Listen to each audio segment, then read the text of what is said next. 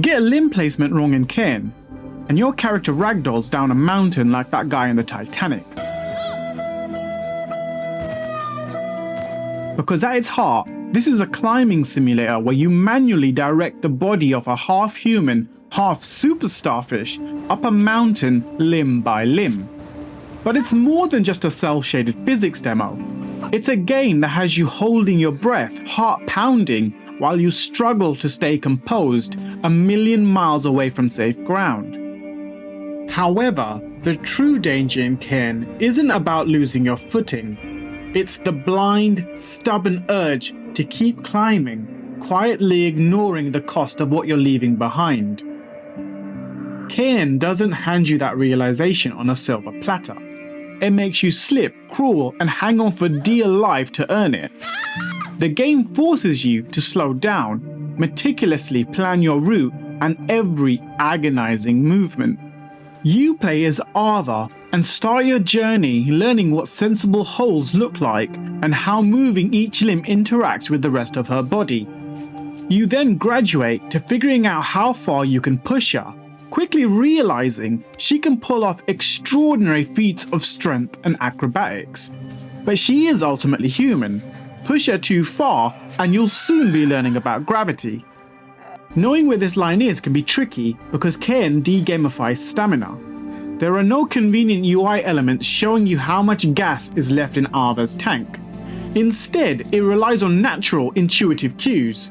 Trembling limbs, heavy breathing, and on the absolute verge of exhaustion, the camera zooms in and the screen turns to grey.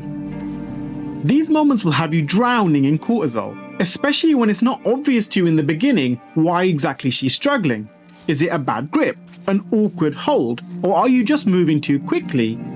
Taking a breather helps in most cases, but if your hold is terrible, staying still is the absolute worst thing you can do. To prevent your untimely and stress-induced death, you carry a limited supply of pitons to drill into the rock to act as mini checkpoints. They allow you to recover stamina and can prevent a fatal fall down the line.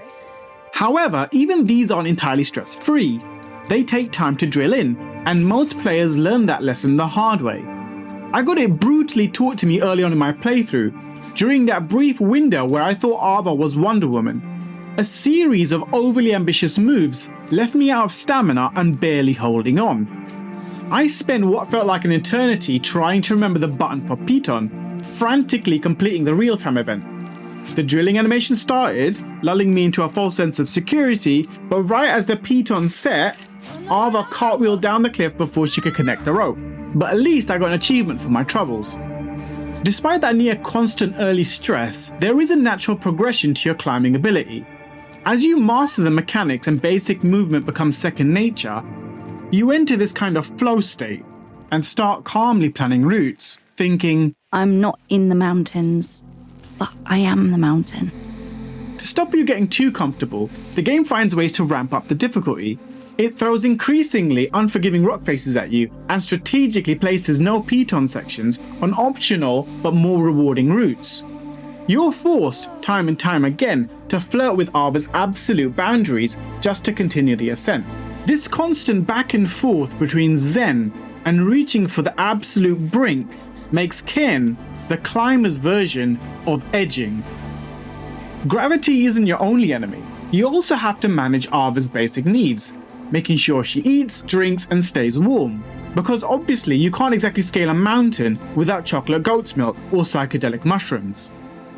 The mountain offers ample supplies, but on your first playthrough, your slow and failure-filled ascent leaves you feeling constantly starved and desperate for the next save point. These mechanics also force you to battle your own stupid gamer brain. Inventory space is limited and disorganized. You end up just cramming stuff into your bag and only haphazardly shove things around when you want to find space for something new. Knowing that you'll need to focus on items that keep you alive, you have to suppress your gamer instinct to hoard everything that just might come in handy later.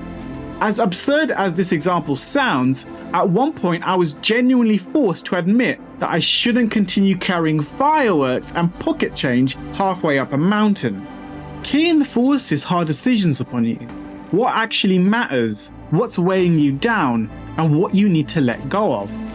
There's no single route up Mount Kami, and discovering everything that this world has to offer requires backtracking or taking dangerous detours, making you constantly evaluate whether those side paths are worth the resources and the stress. What Cairn does expertly is to transform its gameplay mechanics into metaphors to support its narrative. On the surface, the story is deceptively simple. Its light and large chunks of the world building are entirely optional. At its heart, Cairn is about the danger of losing yourself in pursuit of an obsession. It's a beautiful play on what Cairns represent in the real world. Not just trail guides, but also either summit markers or memorials. Ultimately, the story acts as a call to action, to find your way back to the right path before it's too late.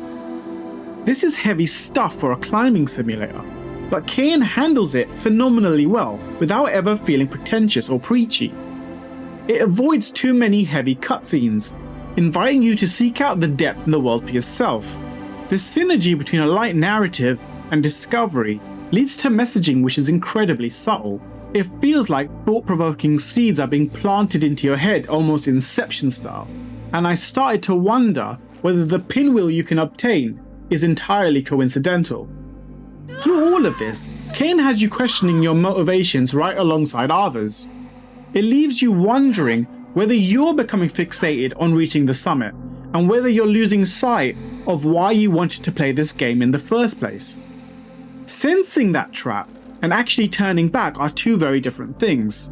For Ava, any thought of descending is drowned out by the mountain's Siren Song, a world so intoxicating that it keeps her and you spellbound all the way to the peak. Cairn's cel-shaded visuals and dynamic weather patterns turn Mount Kami into a hell within a paradise. The stark color contrasts aren't just a clever trick to help you spot the next ledge, they breathe life into the cold rock. This is supported by sound design that works remarkably well, even if it feels familiar. Mostly the audio is quiet and ambient, leaving you with a sense of awe and isolation. But when the music does swell, it hits at just the right moments, with synth that basically screams Scandinavia. It fills you with confidence and determination, only to shrink away and let that unease sink right back in. Together, the visuals and audio elevate the introspective experience, forcing you to constantly oscillate between certainty and doubt that you can actually complete the ascent. Which brings us back to the ultimate question of Cairn: why do we keep climbing? Because in the end, it's not really about reaching the summit. It's about whether it's the right summit. It's about what your mountain forces you to leave behind and whether it's worth it. It's about ditching the pocket change and fireworks while holding on to your sense of wonder. It's about realizing you are so much stronger than you think, while accepting that reaching your goals might not fill that hole in your soul. Choosing the right path and stopping every once in a while to enjoy the view matters far more than where it leads. And sometimes, the bravest route you can take on a mountain is the one that leads you back down. Wherever your next climb takes you, just remember to pack the chocolate goat's milk.